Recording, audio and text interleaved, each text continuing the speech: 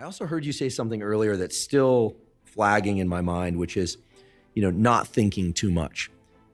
I think it seems to be a time where thinking too much is very dangerous.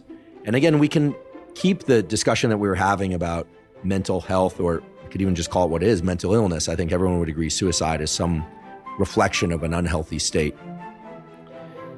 We can keep that in the backdrop as we talk about this, but this isn't necessarily only about that. You seem to have an ability to engage in things without thinking too much, and yet also to sit back and be pretty observant. And you've talked about third personing of the self. I'd love to talk a little bit more about this, even though it's a topic you've delved into before. And in particular, the topic of meditation. I've been reading more about meditation. I've meditated for different stretches in my life, different amounts of time. And there are two basic forms of meditation that I only recently learned about. One is a focused attention meditation. Sitting, closing your eyes, focusing on your breath, body surface, or even a visual target in your environment, and just focus. And we know that enhances one's ability to focus. If you do it too late in the day, it also enhances your ability to not fall asleep. Right? What a lot of people don't realize is meditation too late in the day, if it's a focused meditation, you're just ramping up the activity in the prefrontal cortex.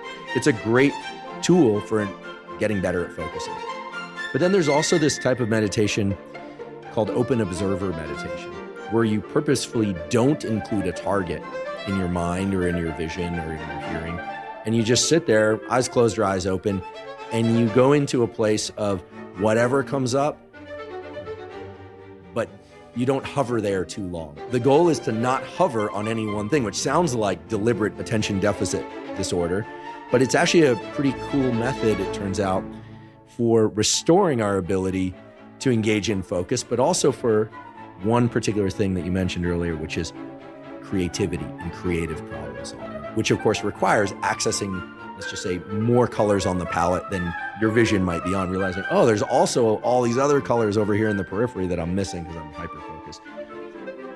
Do you meditate? If you do meditate, is it more of an open monitoring or a focused meditation?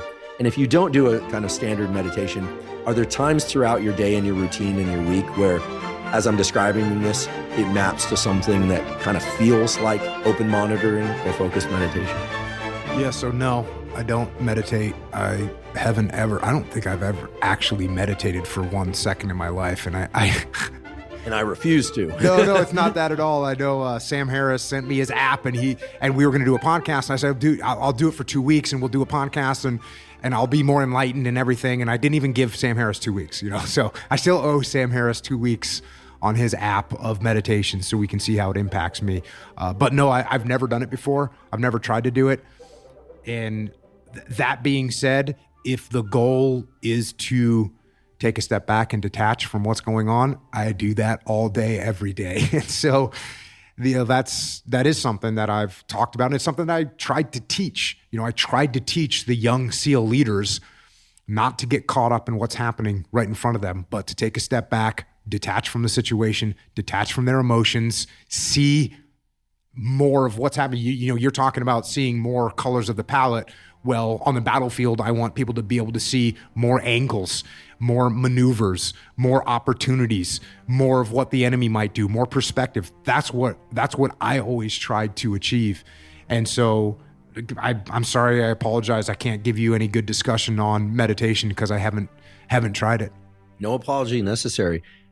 But I will ask, when you go surfing and you're sitting in the water waiting for a wave, are you focused on one particular location on the horizon, or are you kind of in a open monitoring, just enjoying just bouncing up and down in the water? Like, where is your attention during activities like that? Yeah. So oftentimes you're a monkey mind and you're just not thinking about anything. Same thing with jiu-jitsu. Also with surfing, if you're waiting for a wave, your mind is just going. I mean, it's in another universe sometimes as you're sitting there waiting, because you're just looking out at the horizon, and your mind, my mind, I'm thinking about all kinds. Like I have to come home sometimes and write notes because I thought of this, I thought of an idea, I thought of a perspective. That happens to me at jiu-jitsu. That happens to me talking to people where someone's talking about something. I'm like, oh, I got to get an idea right now. I'm gonna go write that down. I have to go and write it down. I have notes in my phone, pages and pages and pages of notes in my phone of ideas that I had, and I write them down. Do you voice memo things? Or No, I type them. Yeah. I only need to type like 7 words Right. on, and then I have the whole ideas in my head. So Yeah, I put a lot into the notes in my phone as well. And it probably looks like gibberish to a lot of people, but I go back through them when I'm on the plane, especially problems I was challenged with 10 years ago or something. And I look like, oh my God, I'm dealing with the same thing, different situation, same me.